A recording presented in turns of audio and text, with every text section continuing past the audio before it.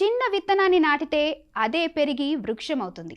దానికి ఇప్పుడు నేను చెప్పే స్టోరీనే బెస్ట్ ఎగ్జాంపుల్. 1959లో ముంబైలోని ఒక పాత భవనం డాబా మీద 7గురు మహిళలు కలిసి కేవలం రూ. 80 అప్పుతో ఈ ప్రయాణాన్ని మొదలుపెట్టారు.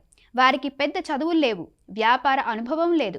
కానీ వారి దగ్గర ఉన్నదల్లా కష్టపడే తత్వం మరియు ఆత్మగౌరవం. ఇక్కడ ఎవ్వరూ పనివారు కాదు, అందరూ యజమానులే.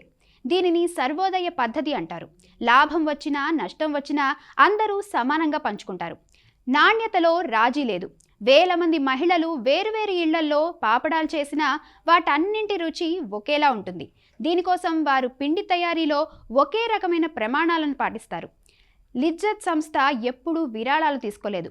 ప్రభుత్వం నుండి వచ్చే రాయితీల కంటే తమ సొంత కష్టం మీదనే వారు నమ్మకం ఉంచారు. అప్పుడు 7గురితో మొదలైన ఈ సంస్థలో నేడు దాదాపు 45,000 మందికి పైగా మహిళలు సభ్యులుగా ఉన్నారు. దేశమంతటా 80కి పైగా శాఖలున్నాయి.